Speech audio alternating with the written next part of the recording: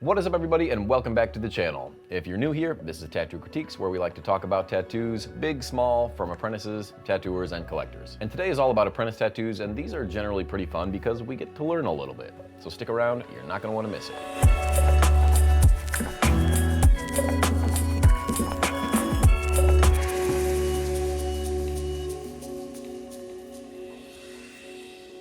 Once again, welcome back. As I said before, today's episode is all about apprentices, so let's get to the first one, which was sent in by Jaden Weinberg. Jaden, you sent over this black and white chest piece, which I assume is supposed to have a metallic feel. I'm not sure if it's supposed to be metallic or just glossy, but either way, I feel like it kind of missed the mark on both of those. Now, the first thing I want to talk about is the foundation of tattooing, and that's line work. And when it comes to your line work, there are a lot of areas that you just didn't connect, or I don't know if you were too scared to put them in all the way or what, but if you look up to the top of the chest piece, on the little cross, there are lines that just aren't connected, and the same thing happens at the bottom of this chest piece. I'm not sure if you were going for some sort of glare off the bottom, but in all reality, this entire thing should have somewhat of an outline around it. And I don't mean anything bold or thick. The outlines that you have on the side of the chest piece are fine. That's the width we're going for. They're not great, but I would definitely connect those pieces all around this piece just to make it look complete. It's also going to look a lot better when this thing ages. Speaking of the cross at the top of this piece, the top and the two sides aren't really symmetrical. I'm not exactly sure how the reference looked since I don't have it on me. However, just looking at this tattoo, you can tell that those two areas aren't symmetrical at all. And again, lining is the foundation of tattooing, so you want to make sure you have that down before moving on to anything else. And as I said before, the lines on the side weren't that great.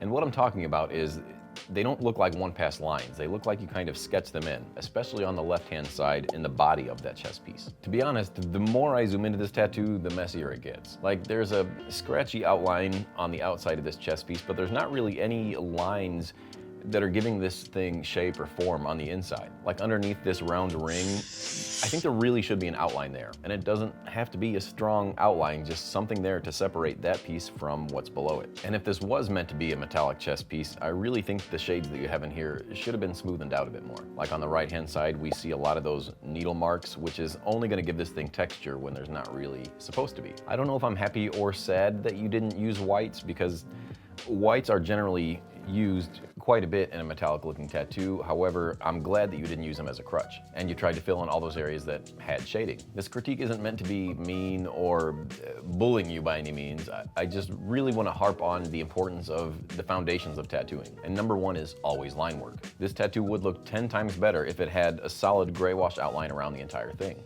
It also makes building those shades a lot easier if you have something to shade away from. But you sent over another tattoo that I want to take a quick peek at, so let's do just that. You sent over this Art the Clown tattoo, which to me seems like it looks a lot better, but there are some issues that I want to ask you about. And number one being that hat at the top.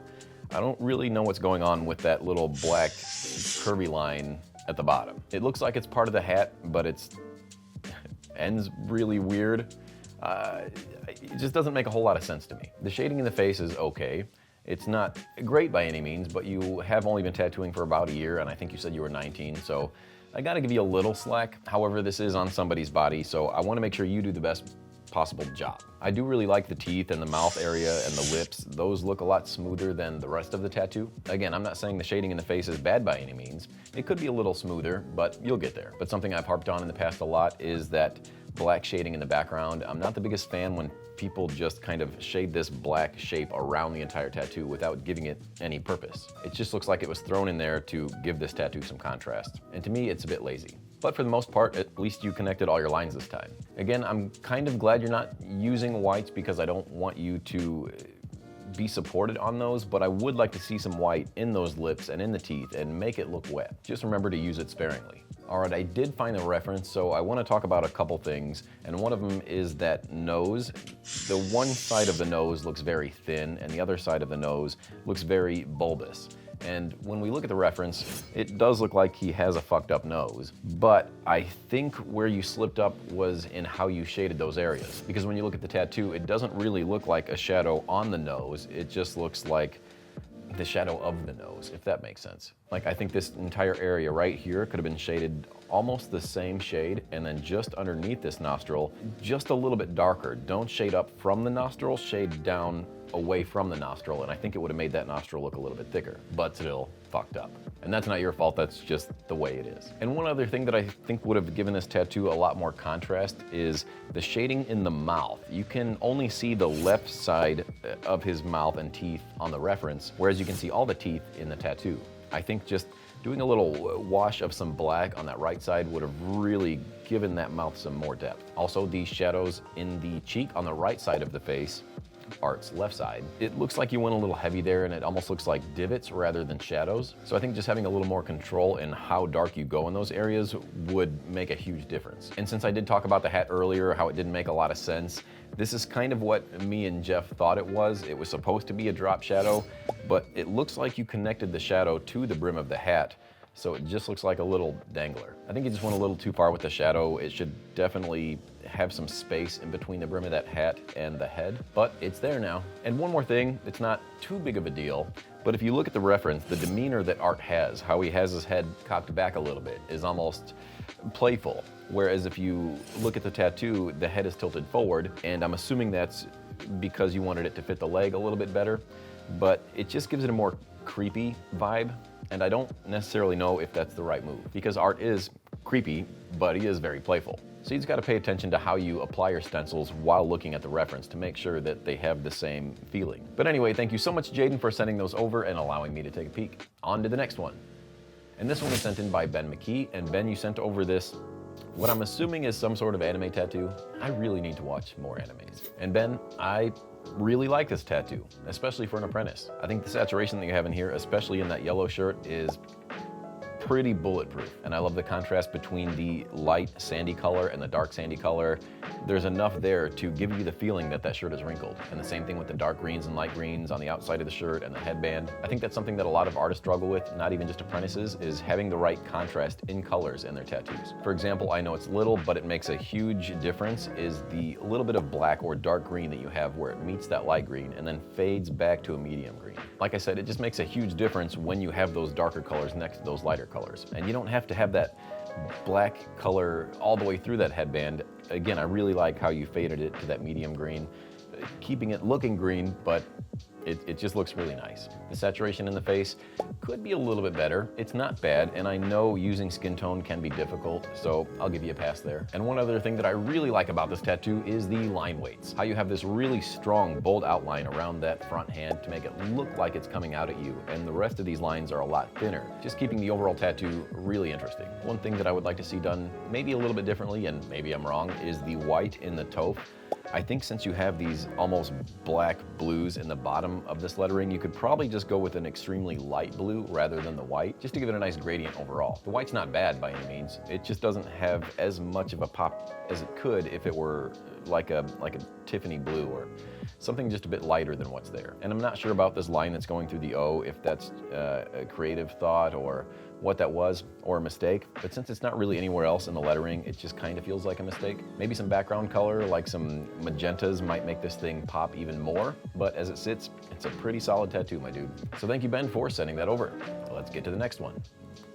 This one comes in from Andrew, an apprentice of 4 months. And Andrew, you sent over this playing card that looks like it's sitting on the skin. Andrew, I will say the first thing that I see with this tattoo, similar to the other one we saw, is the lack of lines in this tattoo. They're put in there pretty weak, and as this thing heals and ages, it's only going to get lighter. You did say that you think this tattoo is going to look better and lighter as it heals, which it's definitely going to look lighter, but I don't know if it's going to look better. I think the shades might look better healed, but as I said, I think the overall structure is going to look pretty weak as this thing sits in this person's skin for years to come. Don't be afraid of a little gray wash outline, and actually put it in there. Don't dance around it.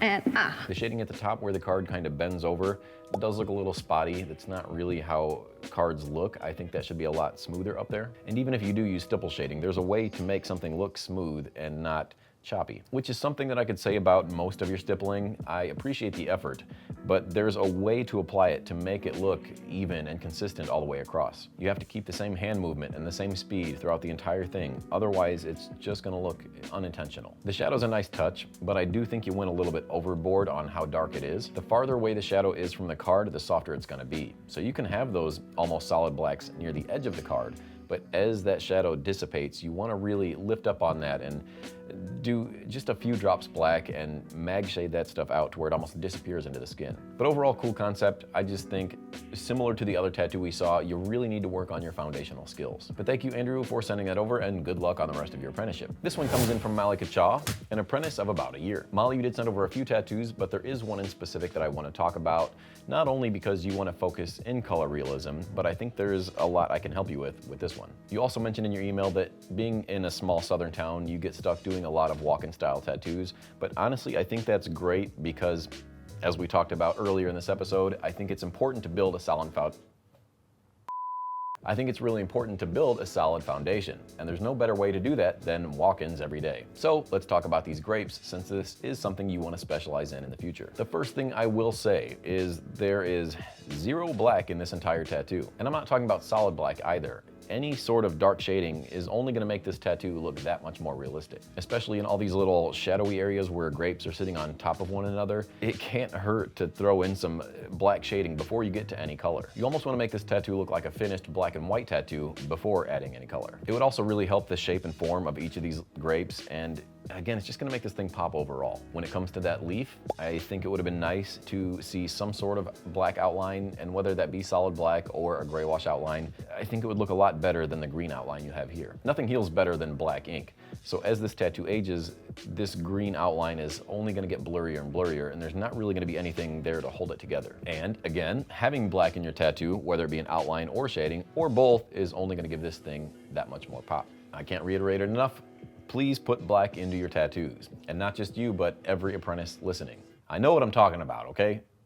But overall, I mean, I can definitely tell what they are. They definitely look like grapes, and I like the colors that you chose for the grapes. I like that you chose to put a little blue underglow on there, and it almost seems like it has a darker blue at the bottom, and as we go to the top, it just lightens up, which does give it a nice realistic effect. I just think your main issue here is not having any blacks. Like if we take this tattoo into Procreate and we add a little bit of Gaussian blur, you can see that everything starts to blur together a bit. But if you have those blacks in there and we do the same thing, it just looks a bit stronger. But Mollie, thank you so much for sending that over and allowing me to talk about your tattoo.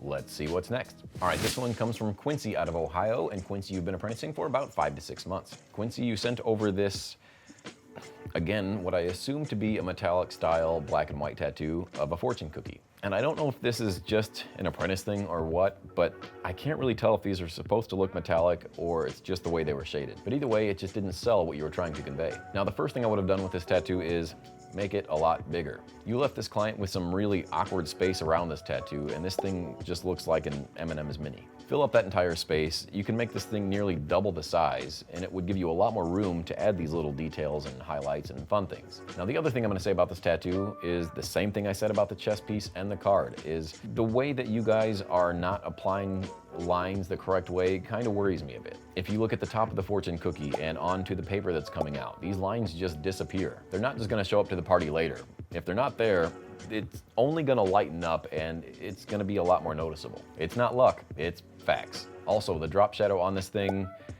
is a bit stale and stiff. You have to think about how the light is hitting these objects and then tattoo it that way. So like when it comes to the paper, I think a part of that paper would probably be touching the skin or whatever it's sitting on, and it would have some sort of lift. So the drop shadow shouldn't be the same thickness underneath the entire thing. If we eliminate the shadow underneath the tip of the paper, you can see how it almost gives the appearance of it's sitting on something, and then it gives a lift.